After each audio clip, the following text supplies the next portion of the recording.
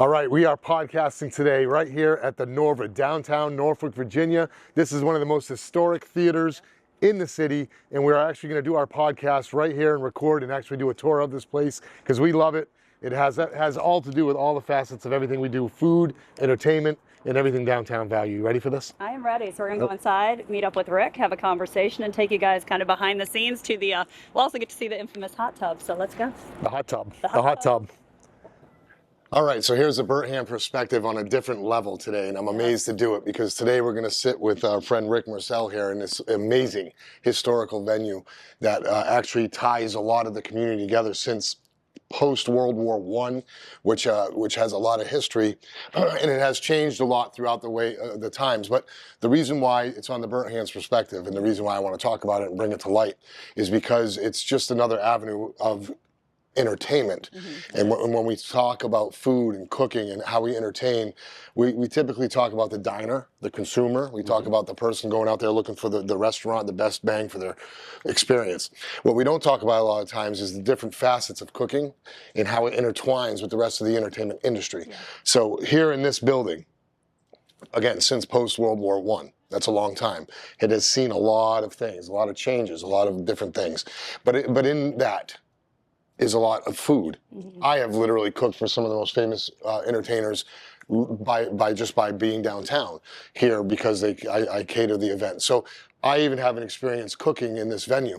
And again, it goes back to when you go to Nashville or anywhere you go where there's a huge entertainment or musical scene, food is always intertwined.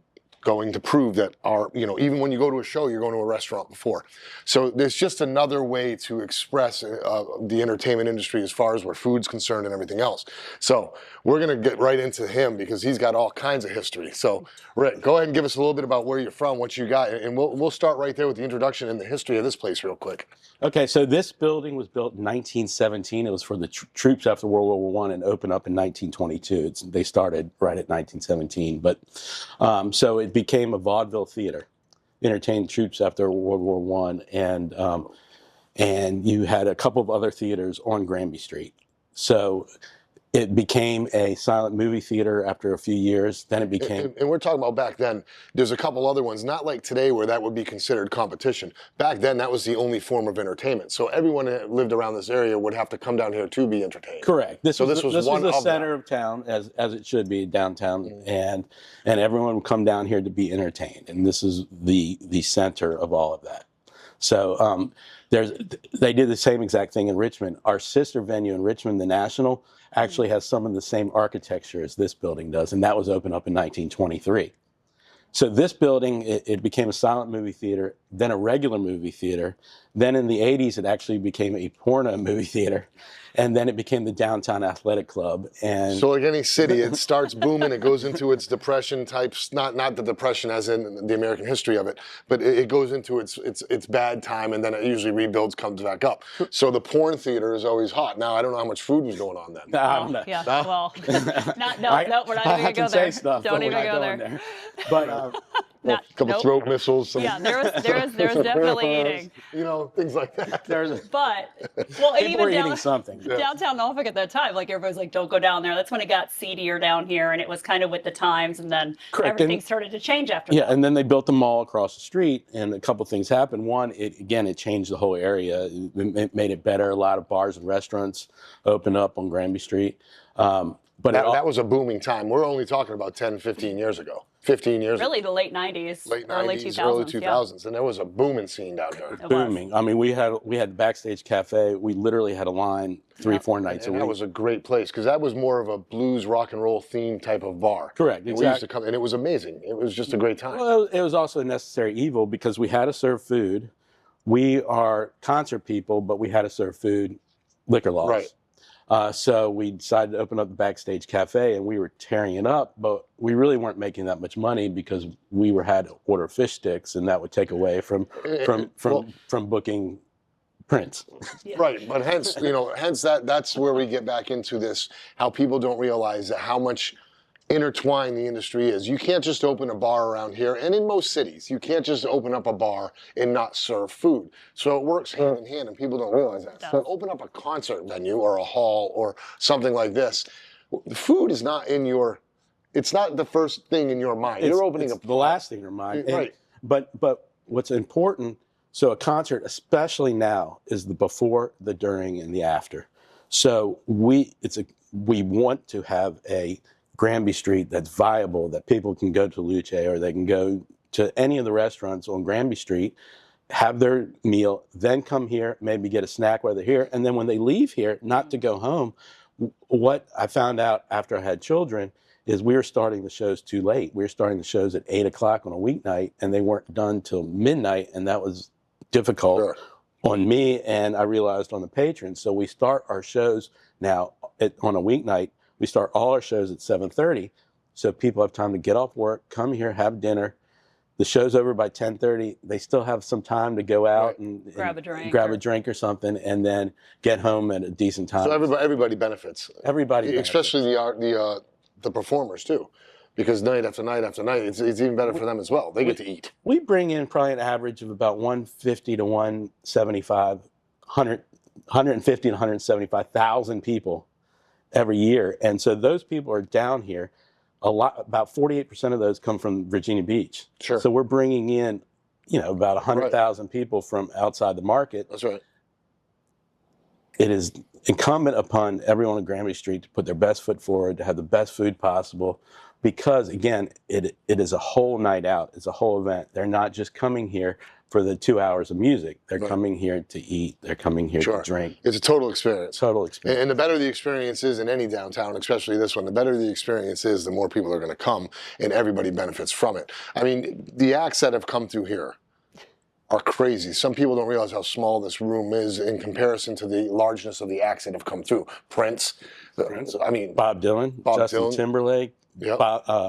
Just on and on. The Stone Temple Pilots. Pretty much everything that is playing at the amphitheater now started here. Sure. I saw the Stone Temple Pilots here. It was an amazing show. It was such a great venue. The country artists that have played here are enormous. Are Blake Shelton, Miranda Lambert, Jason Aldean, Eric Church, just on and on. So and then I just announced today Teddy Swims at Chartway. Oh, nice. He played here. Yep.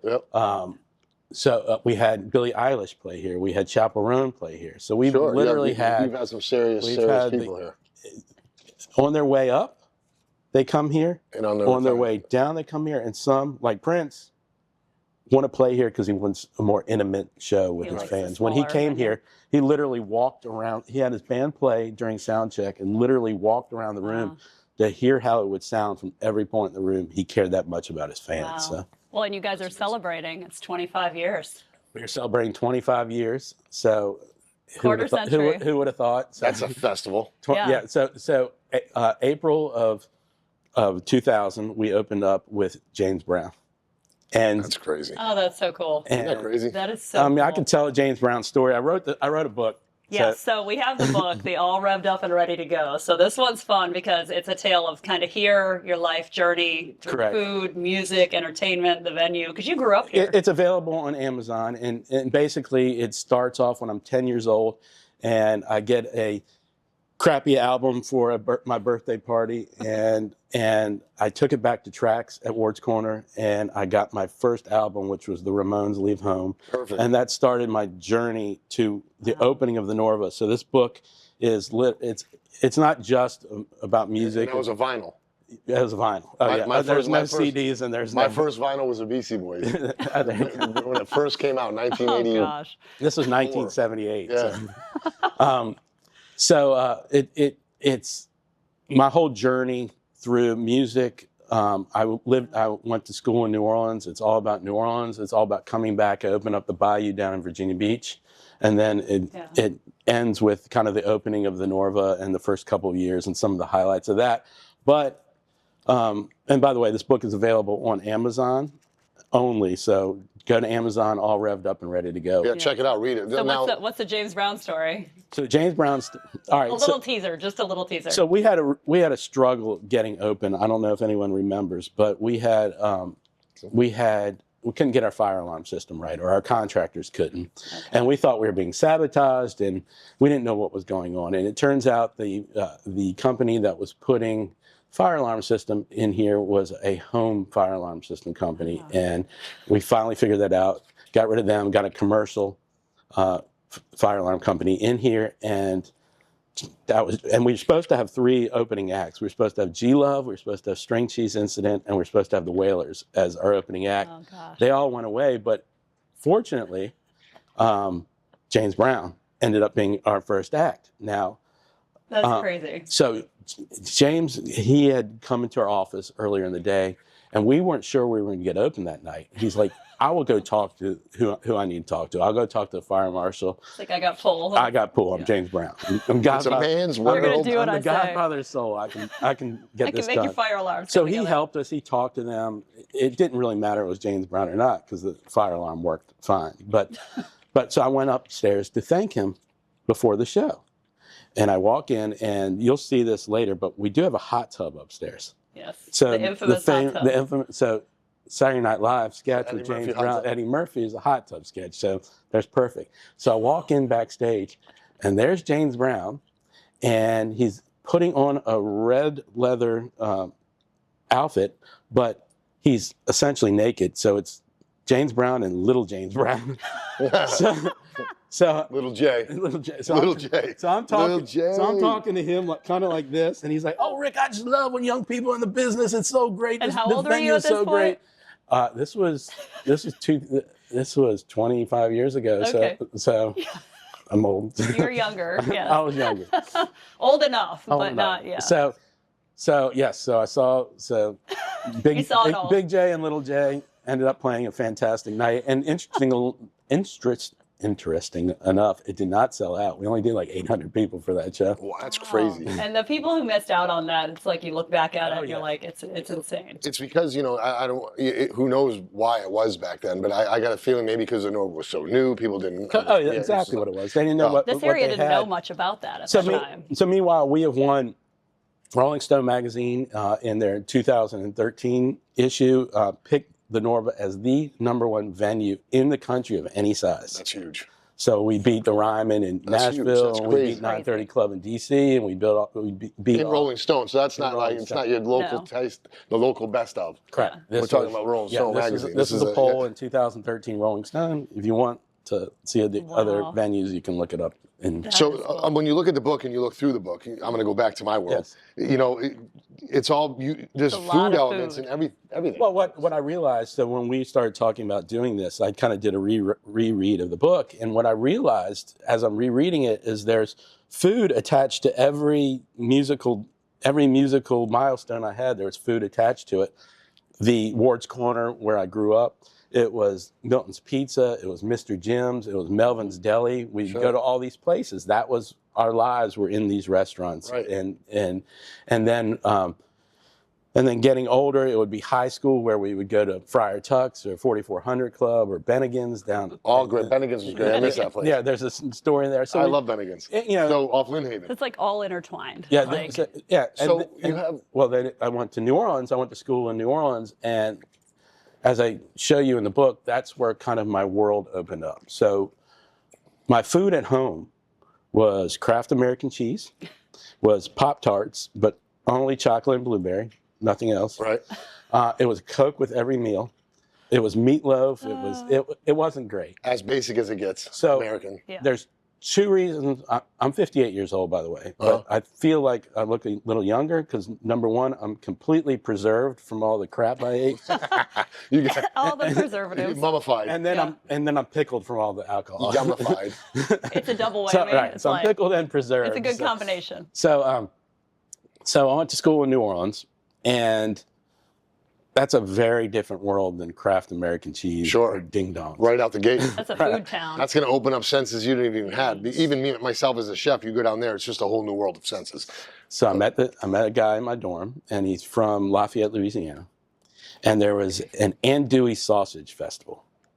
But the way he sold it to me was a concert festival. It was the Marshall Tucker Band, and it was Charlie Daniels Band. That's how he sold it to me. So I was like, okay, cool. Devil went down to Georgia. I'm in. Yeah. So we drive to Laplace, Louisiana. And on the way, I didn't eat because I figured there'd be food there, but I figured it might be hamburgers or hot dogs or that kind of thing. So he's telling me what to expect, and he's telling me there's going to be alligator there, there's going to be oysters there, there's going to be crawfish there. Louisiana food. I didn't eat any of that growing up. One, my mom keeps kosher, Uh-huh. so I didn't even have a cheeseburger in my house growing up, much less have crawfish or Or an alligator. alligator. And it's not like you could just run to the store down here and grab a chunk of alligator and Not throw in it on the Virginia, grill. no. Then he tells me about this thing called boudin, and boudin is what I found out later is basically blood sausage stuffed into a condom. Yeah, it's wonderful. And, It's delicious. And I'll eat it. I'll eat it now. I'll take 2 of them. I'll eat Sounds it now, so but great. it's super frightening when Yeah. when you grew up with what I grew up with. So we get to the festival, and you'll like this. So it's all bikers. Mhm. And, I like it already. and I see a bunch of food huts in the back of the festival grounds, and then New Orleans or all of Louisiana is one giant swamp. So even if it rains a little bit, just like Norfolk, basically, Swamped up. it's swamped up. Yeah, it's flood. Yeah. So you trudge across the field, and it's all muddy and stuff. And then I got to the back, and I didn't see any hamburgers or hot dogs. I saw a bunch of scary critters that were all Roasting. they were It's all- critters, yeah. Rotating. I Roadkill. saw a bunch of critters, and so Roadkill. the way he Roadkill rotating. the way he explained it to me, and the way Cajun food is, they didn't have supermarkets in the swamp, so they had to eat what was there, Of course. Yeah. Absolutely. and what was there was crawfish and alligators and all that stuff. So All the bugs. so Varmint. I'm looking around, and I see one of the huts, and it had rice and it had hot dogs in there. And so I was like, okay, fine. Rice and hot dogs. Rice- That's safe. I was like, If it is. If it is. I was like, Right. rice and hot dogs Right. are safe, and Dun, I dun, figured dun. it'd be the hot dogs would be a little spicy, so I was ready for that. And then there's this green stuff in there, and I was like, what's that? This is getting weird, man. It was okra. Okay, that's good. I'd never eaten okra before, but I took it back, and I'm eating it. And then this guy who looks like Cajun Popeye comes up to me and goes, "Boy, you know what you eating?" And I was like, "Leave me alone, weird guy." And he said, "Oh boy," he goes, "that make you rape women, put lead in your pencil." And I'm like, "What is he saying? What the fuck is What's going he on here?" talking about?" I'm- And he goes, "You know what nutria is?" And I was like, "Yeah, nutritious jambalaya." And he goes, "Oh no," he goes, "Nutria, it's a swamp rat about this big." So so it said You were eating swamp it said rat. nutria jambalaya, and I'm like, "Oh, nutritious jambalaya, okay." Oh my gosh. So that hot Nutritious. dog turned out to be swamp rat. Oh my gosh. Fuck That's that. So great. I ate But you ate it. I ate Was it. it good? So it was okay. It tasted Okay. like hot dogs. I wouldn't know any difference. But at that point in time, like literally the skies parted, and I'm like, I just ate a swamp rat, so nothing is going to be off What's limits. worse? Nothing's going to be off limits to me now. I'll Yeah. eat everything. I'll open this and subsequently open myself up to new musical styles. Open myself up to Wow. what's going on. New Orleans is its own place. Listen, once you go fun. swamp rat, you never go back. No, so that was where the food came in, and then it's all about New Orleans. Then it's all about even Barks root beer, which is native to New Orleans. You I can love only drink it out of a Barks, yeah. bottle. They have it in cans, but it tastes completely different. And then I came back here, and I started the Bayou in Virginia Beach. Basically, because I miss New Orleans so much, it was basically just a shrine. There was actually a mural of my house on one wall in Mardi Gras, but we were the #1 nightclub in the whole state It of was a Virginia. great club too. That's So so much fun. yeah, it was a good time. So in the Bayou, it was a good time. Now it just goes to show that if you wouldn't have ate the swamp rat, you may not have had. I may opened not up have been where I am today. Correct. So Yeah. again, like I said, the reason why I wanted to talk about this on the Burnt Hands perspective is because of the food elements. So many people don't realize how it is. I have a feeling that if we were to talk to a construction crew, right, someone who lays concrete, we can sit here and talk about how food influences them on their job site and how their story with food goes all Yeah. over. I mean, it literally everything. changed my life. It's everybody needs to understand that it's one of the 3 things we need to survive, Well- and sometimes we make a great time with it. Yeah, well, it should be. Well, when we opened this place up, so we're in Norfolk, Virginia. So there's basically no north, south, or east. You can't go north, south, or east. You're in a cul-de-sac. So it's coming in off of 95 to 64 and into here. So we had to to get artists to play in Norfolk, Virginia, they have to play in New York, they have to play in Chicago, they have to play in Atlanta. All Yeah, that. this isn't a Scott. They You're don't right, have you're to right. play in Norfolk, Virginia. So They we had to don't. build a better mousetrap. So one of the things we did immediately was to hire a chef to be here. Well, when those guys came in here, I'll tell you, I was in a venue in New York City, and it just opened up, and the person running that was so excited to show me their catering. And I walked in, and their catering was 6 tables with pizza on it and flies buzzing around the pizza. Oh, God. Meanwhile, we have a chef who cooked gourmet food here, who cooked to people's orders. We would do chickens, and we would do steaks, and we would do... Wow.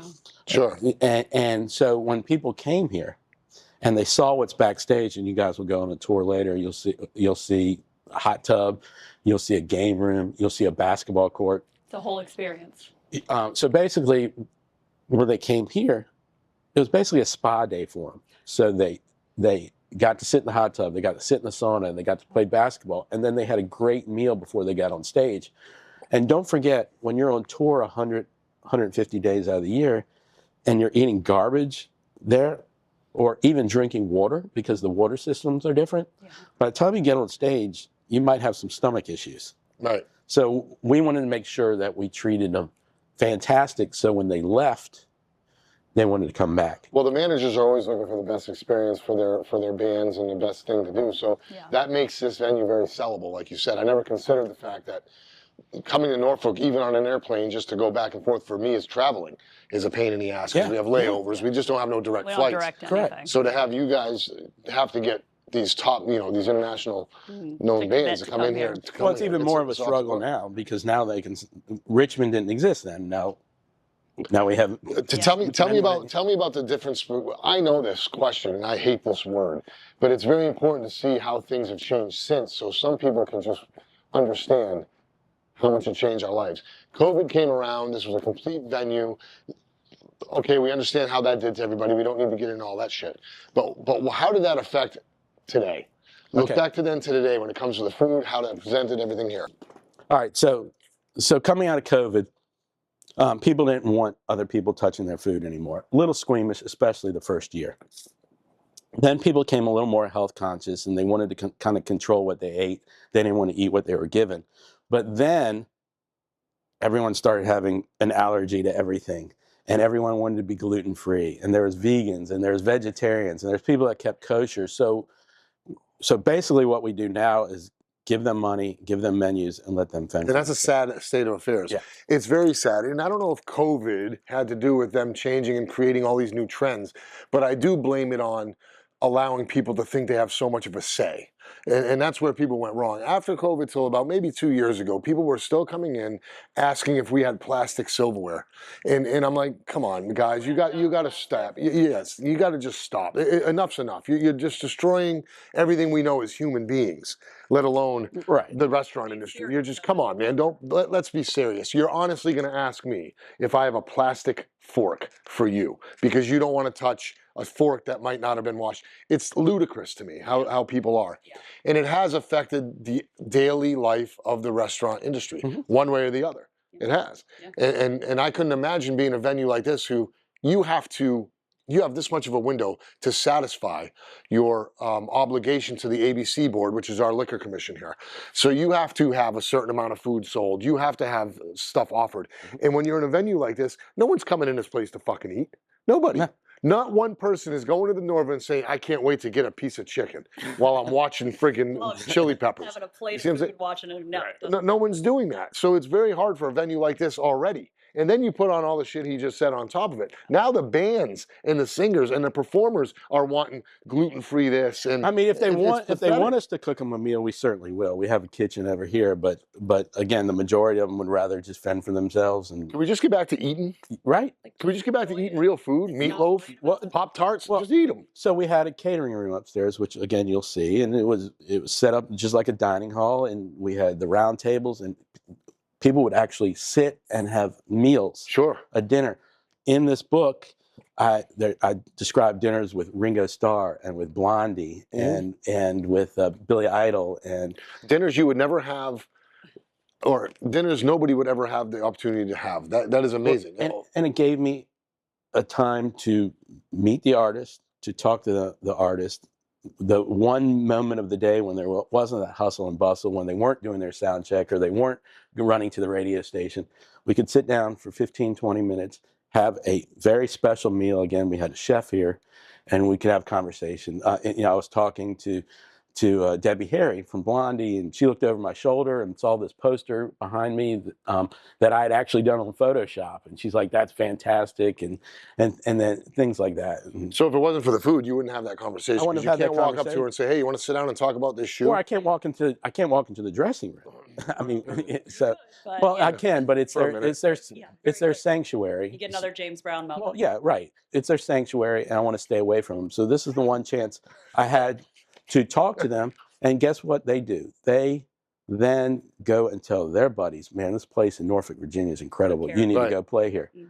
Prince called us to come play here. That's amazing. That's very cool. I mean, you allow them to have a human moment because they don't have very many human moments when you're on tour. You're just basically being schlepped from place to place, and Correct. you're performing. It's like just dance, get on stage, whatever. I mean, you gave them a chance to be human and connect with somebody. Exactly. And it means a lot. Well, it was originally, again, for selfish reasons to bring them here, the mousetrap, and then you understand that, again, it's a place where you can share a meal, and that's universal. So let me ask you this, okay? So you're 58 now. You're 25 years ago anniversary coming up. So you're in your 20s when this all happened. 30, for you. early 30s. Early 30s. So that is a very young age, but totally where you should be. Today, this day and age, there's a 28-year-old, 30-year-old guy or woman out there right now, and they're thinking about how nice it would be to open up a music venue. What would you say to them right now with today's climate? Well, it's virtually impossible. All right, coming out of COVID, again. Don't feel bad. again, COVID changed everything. So we didn't have a single show here for 2 years. The artists didn't have a single show here for 2 years, and people didn't spend money for 2 years. And they were very hungry to get out of their house. So now they're coming out of the house after COVID, and they have a pocket full of money. The government gave them even more money.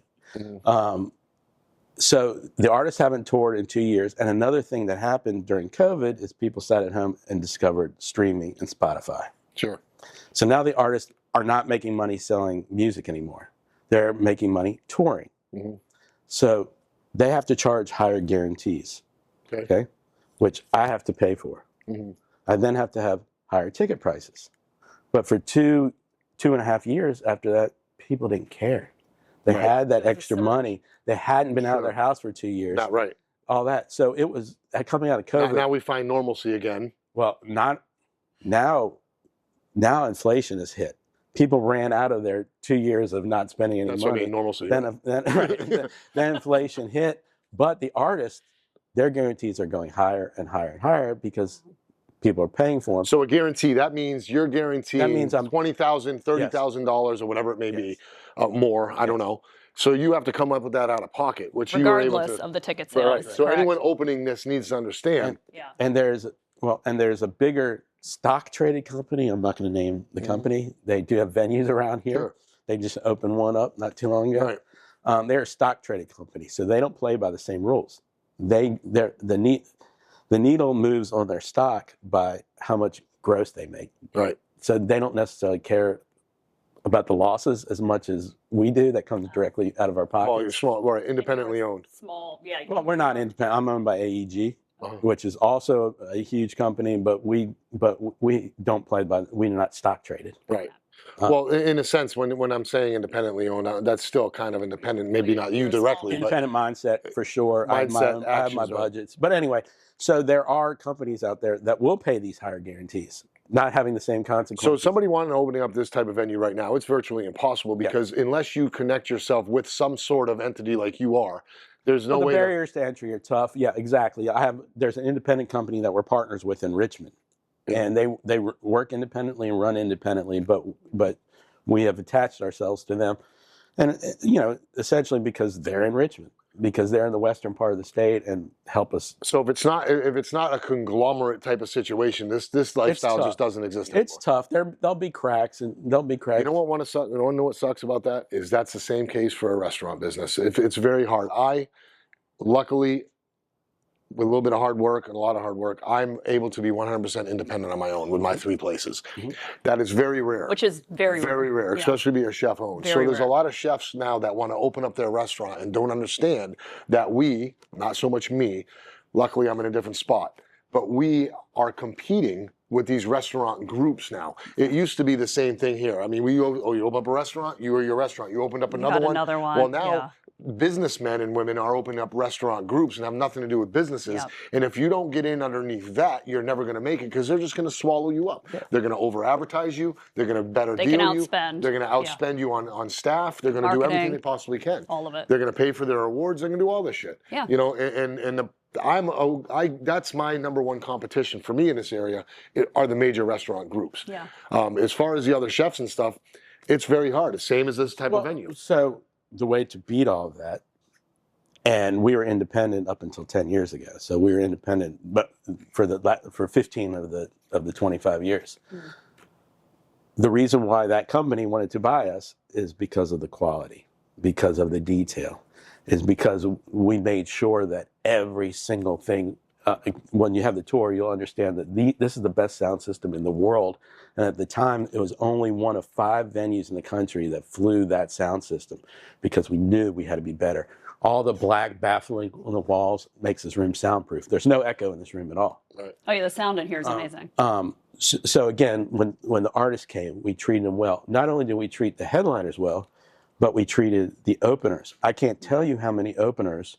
John Baer was an opener. Sure. And John Legend was an opener. Right. Wow. And My Chemical Romance was an opener. And Fall Out Boy. And the biggest bands in the world were openers, and they played here. And we took care of them just as well as we took care of the headliners. I remember that. There's never showers for opener acts. We had showers here. We fed them exactly what we fed the headliners and saw them. I cooked for John Legend when he was here once. Yeah. That was good. Yeah. And it was just it's quality in everything, and we were able to gain value with our quality. And I'm a huge foodie. We're huge restaurant people. There's very few places I find in this area that have the quality of Luce, or have quality higher than even the better restaurants. I feel like they don't have the chefs to pull off. Right. The quality. Sure. They don't. And that's the biggest thing. And like you said, when you create a quality item, people, not only do they want to be part of it as far as a group, right? They want to buy into you for not only to benefit, but they also want to buy you out of their way because you're a problem. And you either do it one way or the other. Kick ass as much as you can, so you're either a benefit to them or a problem. You're an asset either way to someone. Right, yeah. Exactly. So, or you can be both, a benefit and a problem. Yeah, right. Well, you could be an ass or an asset. But I mean, because I'm a benefit, now I'm a problem. Let's talk Granby Street for a second. Again, there's 150 to 180,000 people walking through these doors. Half of those come from Virginia Beach. 15% of those are Hampton, Newport News, and all that stuff. Yeah. So you're bringing in a lot of people to downtown Norfolk that don't come down here. I find that the restaurants need to step up on Granby Street. Need to step up on downtown. I have never had one restaurateur on Granby Street or in downtown Norfolk call me up to say, how many people are you expecting tonight? And I'll be glad to tell them, because again, as you just said earlier, people aren't coming here to eat. Yeah. But the concert, they're paying that $25 to $30 ticket to come to the show, but where are they going to go before, and where are they going to go after, and where are they going to feel comfortable down here? And if there's quality restaurants like Luce down here, or more of them, people feel way more comfortable coming to downtown Norfolk and coming to the Norfolk. Sure. Well, if it makes you feel any better, we may not call. However, there is a schedule on our reservation booth every day of the Norva, Chrysler Hall, Wells Theater, Nauticus. There's the cruise lines. There's a list every day of every show that's coming that night. Yeah, so great. we're to the point now. We've been You here for guys 14 know. years. Yeah. We know what type of show is going to bring what type of crowd, and we really thrive off of it. So we know if this band is coming here tonight, we got to prepare for this type of crowd. It's going to be that type of thing.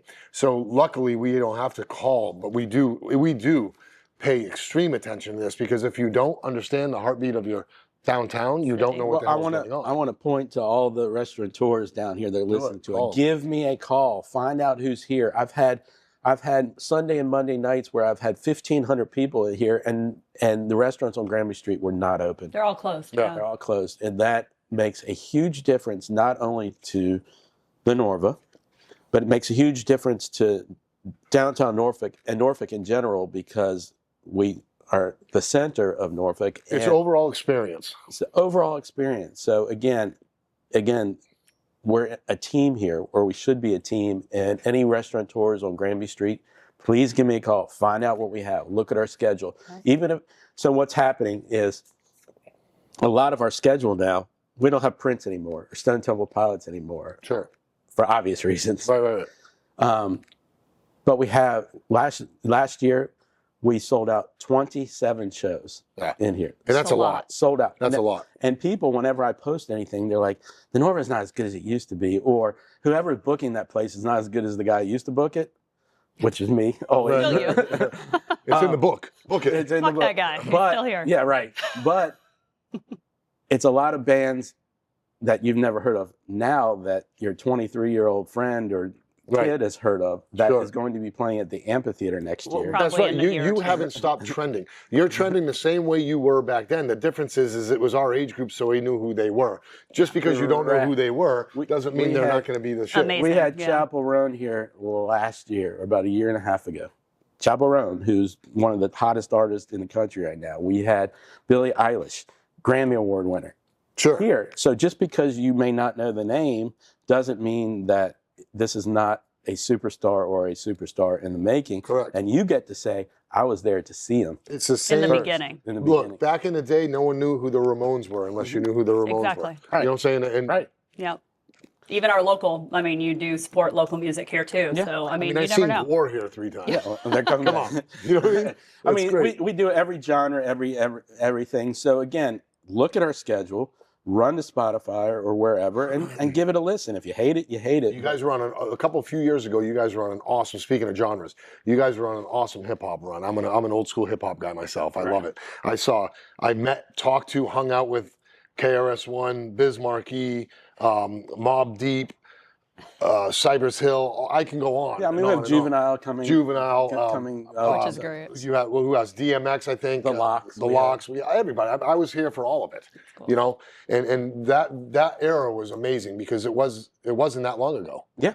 You know, And we have, again, we have a lot of things that we used to book here, and again, stuff in the '80s. So we have the Leg Warmers on Friday night, which is an '80s tribute band. So it's '80s music. Now, 25 years ago, when we had them, it was a bunch of 30-year-olds that were ready to party. Mm-hmm. Now we're 58.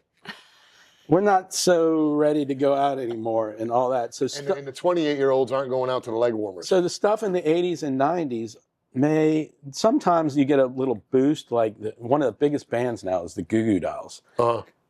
Because think they got a boost from TikTok. There's a resurgence because of social media. Yeah, because of social media. So occasionally the '80s and '90s will get a little bump from a TV show or from a TikTok video or whatever. But kind of like why we don't have bands from the '80s and '90s is it's tougher to get a 58-year-old to come out of their house. Yeah. And again, if I do come out of my house, not me, but someone like me, I would again expect to have a meal. You want to go to dinner. I want to go to dinner and then go to a show. Event. Yep. Yeah. So it's incumbent, again, where we're situated. Now, we have a competitor down at the oceanfront now, and you see all these new restaurants popping up around them. And what I'm being told by a lot of and you may have run into this too, what I'm being told by a lot of the independent, really good restaurants is they're losing staff to these new, basically chains that are coming to the oceanfront. Yeah. Yep, it's guaranteed nuance. I mean, it's something new for the staff. It's something new for these people. They think it's the golden ticket. They'll all go there, and the restaurant will be the restaurant. Will be the restaurant. Right. But Yeah. like you were saying a minute ago when you were talking to the camera, I believe it's very important for any city or any downtown area or culture to work together, to combine and unite, to bring back the arts. Dining halls need to meet with concert halls. All these catering places need to meet with the houses of theaters. Yeah. You know, it all needs to happen to where everyone starts working together again, or else it's going to be a lost thing in society. Do you have time for me to ramble on for 1 second? Go ahead, ramble. Ramble away. Okay. So, a little history lesson. So, if you go back in time, you go back to Alexandria in Egypt, you go back to Vienna, Austria, you go back to Paris, France. You know immediately the culture of those areas. And the way culture becomes the heritage of where you are is two things: a solid education base and a stable population. Well, Norfolk and this whole Hampton Roads area has not had a stable population because of the military, so you have people running in and out. And our two major universities, Old Dominion and Norfolk State, have both been commuter colleges for years. Now, in the last 10 years, the population's growing, the military is kind of stabilized now. So we don't have 80% of the population that are relying on military. So we're starting to flatten out as far as people staying here. And then the ODU and Norfolk State are becoming Division I colleges. Sure. And bringing new ideas and new people from out of town. And what becomes culture, it starts off as an underground, and the underground is created by the education base. Look at Athens, Georgia. Look at all the bands that came out of there. Look at Seattle, Washington, all the bands that came. Look at Charlottesville, Virginia, the bands that came out of there. They have 45,000 population. We have 1.8 million. Right. Yet they have Dave Matthews, and they have all, all culture, they have hometown culture. feel. So you have the underground that bubbles up and becomes basically kind of a culture of the area, and then pushes through to become a heritage of this area. Well, we don't have, because we haven't had those two things, we never developed our own culture. So I feel we lived on a very borrowed culture. The oceanfront insists on calling themselves a surf place, but they just built a surf park 2 blocks off of the oceanfront. Right. So we're not really a surfing place, but lost identity. We don't have an identity. Right, exactly. So it's a borrowed identity. But when I say New Orleans, when I say Chicago, when I say New York, there is, first thing you think of generally is the food of those places. Yeah. Right? Yep. So we have more farmland per capita than any other major city in America. We should be doing that Strawberry Festival. We should be doing APs. We should be doing all of that. We have striped. Chesapeake Bay is right here. We have striped bass. Some of the best stripers. seafood. Yeah. Nothing drives me more crazy than going to Colorado and seeing Maryland crab cakes or whatever, because we have more in the Chesapeake Bay than Baltimore does, yet they get to claim that there was literally a war over our oysters. Sure. I mean, literally a war. Go look it up. No, I'm aware of it. Right, but so we have oysters, and we have the striper, and we have crabs, and we have the farmland and all that.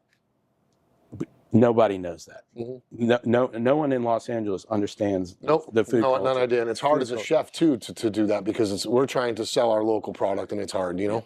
Then we are the only community I know of that took a pile of garbage and turned it into a city park, Mount Trashmore. We were green before anybody else was green. Right.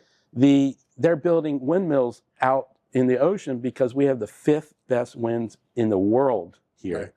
And instead of surfing, where we may have 2 feet waves a couple times a year, how about windsurfing, wind sailing, sailing? Wind sports. We would be the top of the world in wind sports if we made this a wind sport destination. It's because it's not cool enough to say you go wind sailing. Yeah, and or the city's not getting, or the city's not getting behind it. And, that's right. That's true too. That's a good point. So again, I feel like it's a marketing issue. So we need a regatta race. Yeah. We're setting it up. We used to have the World 1000. So we got to do a lot of things. It used to be a sailing race here. 757. Step it up. Let's step up. Well, we can talk about this all day long. Yeah, so well, that's the thing. I told you. He said No, he it's had a fine. rant. We're going to let you I rant. told you I So was it was a gonna- good rant. Well, you know, I love talking to people from around here because there is so much around here, and it's all based around, like I said, my and our show is about food. It's about the food. It's about the entertainment business. It's about the venues.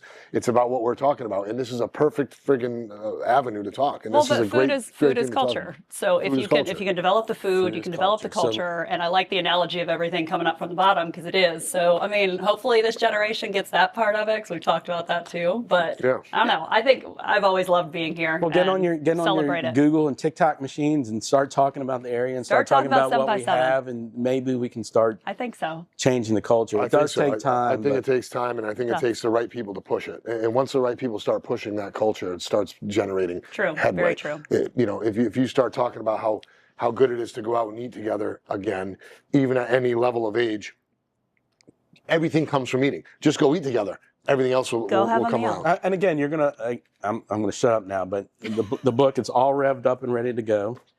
It is on Amazon, so it is literally the journey from 10 years old to the Norva. But again, every piece of the journey, I didn't realize till the reread has food component A to story it. of food. It's an amazing situation. It's an amazing building. You're an amazing guy. You've done a lot for this community, a lot. Yeah. A lot. People don't realize how much you've actually played in this community on more ways than one. Between here, Richmond, the Bayou, all the work you've put into this industry, man, has made guys like me try and level up with you along the way. So thank you for that. Thanks for being an inspiration to us here in the world. Thanks And your for- family. and so your we love family's your a great family. They're amazing. So yes, hi, I fam. will. Hi, fam. So again, thanks for tuning in. Burnt Hands Perspective. Ciao for now. Ciao. So we're inside the Norva right now. Behind me is where some of the best venues have ever happened, some of the best shows, some of the best things that's ever come down to downtown Norfolk. And we're going to go walk through it now. We're going to check it out. And like we said before, the hot tub scene is what we're going to end up with. And that's going to be the highlight of this. All right. So as I told you guys in the talk, that we needed to build a better mousetrap here. So in doing so, we wanted to make this the best room in the country. So let's start off with these floors.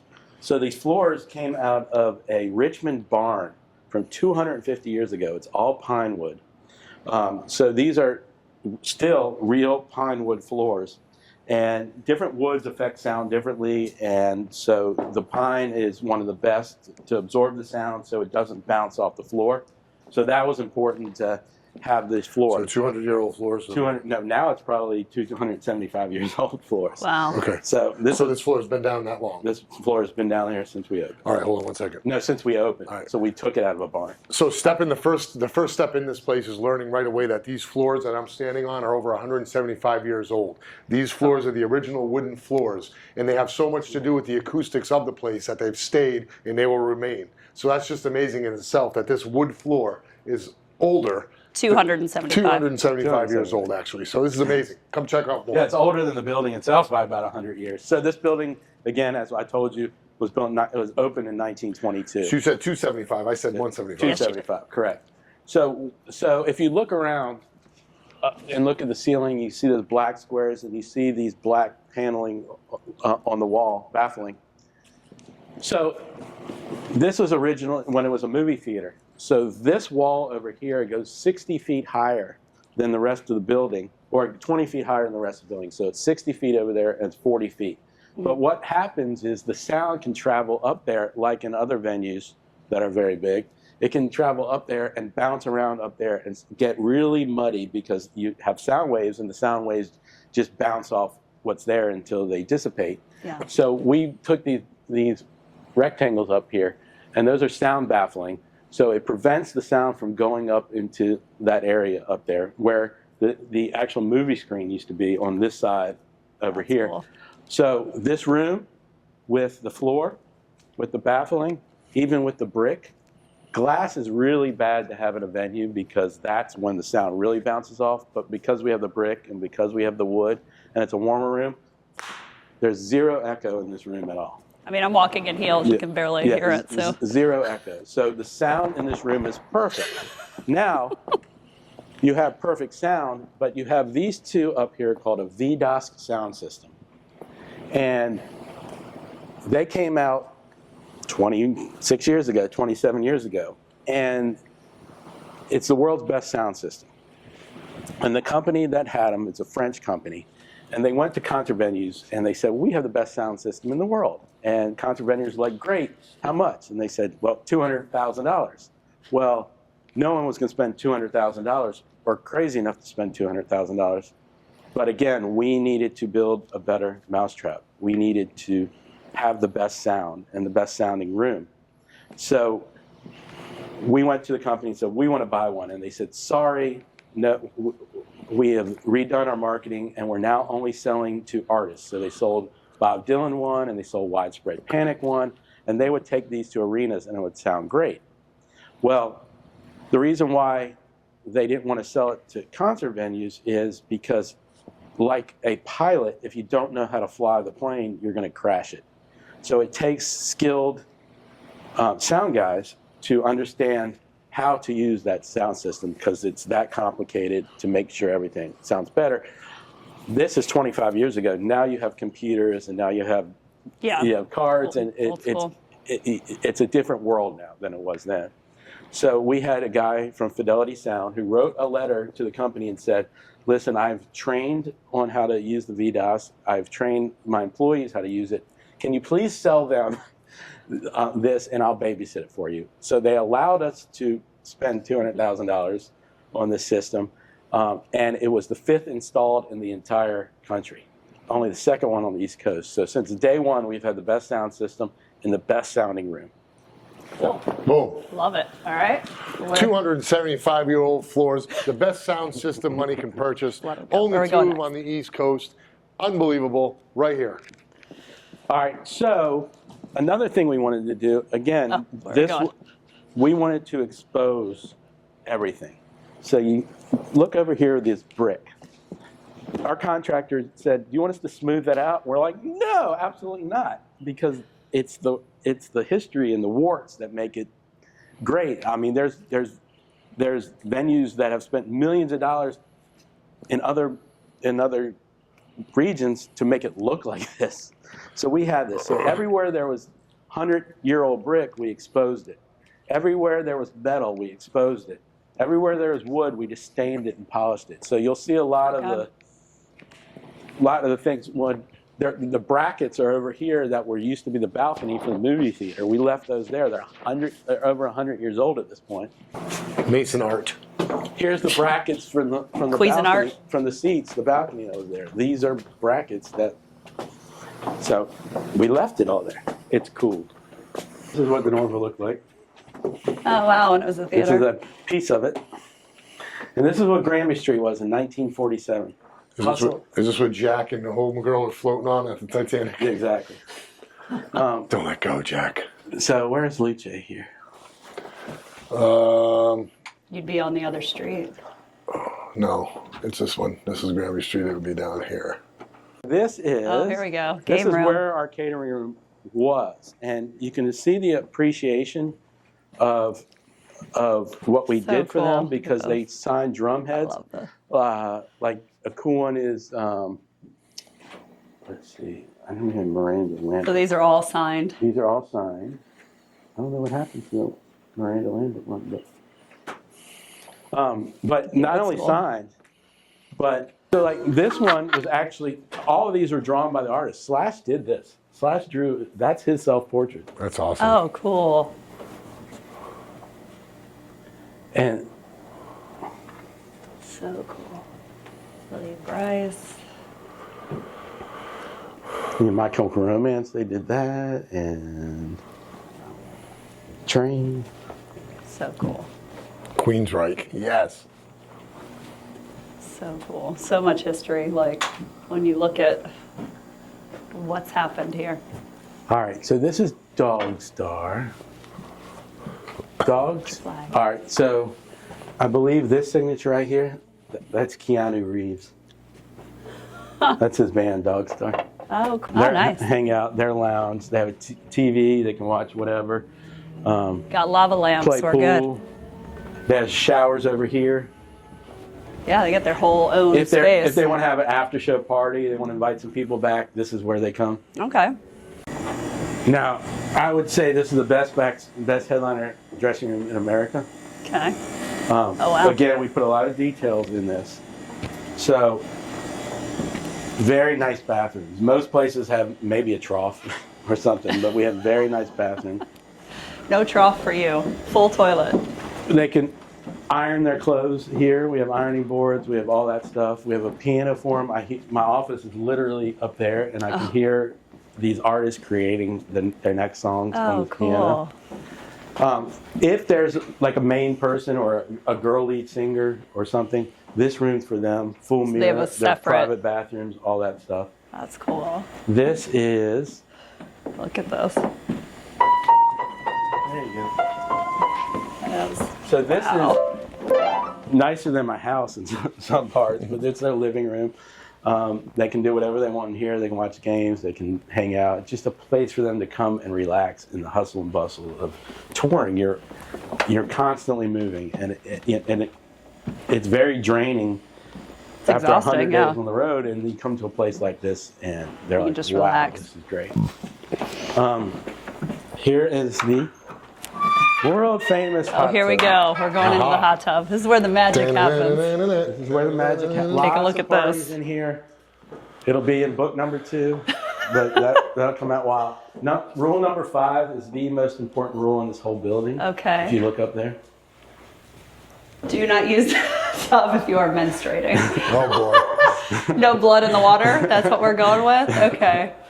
So take a soap shower before entering. Yeah. Press white buttons to turn on. Where was James Brown? Where was James yeah. Brown did not get in the hot tub. He was over in the He was there dressing room. naked, He was over okay. there. So yeah, I never got very him big or a hot picture tub. in the hot tub. I was like, after I saw Little James, I was like, I'm good with the hot tub. Anyway, 4 private showers. And I like the shower curtains. And Oh, these are fun. is a sauna, and probably 50% of the singers get in here for their voice. Yeah. Love it. I would be in here. This is like, yeah. Boom. So again, some of this was left over from the downtown athletic club. Yeah, that's what I was saying, Yeah, so you had this. This is awesome. So again, when I say a spa day, I literally mean a spa day. Right. So how many people have you gotten in the hot tub at one time? Book number 2. Oh, wow. Sweet. Oh, this is cool. This is an actual 3-point line and actual foul line. We measured it. Oh, my gosh. Now, when people would you can see the wood behind the basket, so people would jam and break it and stuff. But there's been so many band documentaries that were filmed in here. These are, need a little bit of air. Well, there's the pump is right there's the pump. So this was a racquetball or a squash room. Let's see. This is the racquetball room that we just turned into a basketball court. So we are the only ones that did a basketball court in America. Hey. Thank you. There you go. One hit, one day. I'm done. That's it. I did it. Show's over. And we were one of the very first places in the whole state of Virginia to make it smoke-free. Oh, You okay. cannot smoke in here. I'll show you what we did instead. But actually, this was supposed to be the smoking room, but we have smoke eaters in there, but like a restaurant will have, or restaurants used to have, but that's for 10 cigarettes, not 100 cigarettes. Yeah, right. So it just couldn't keep up.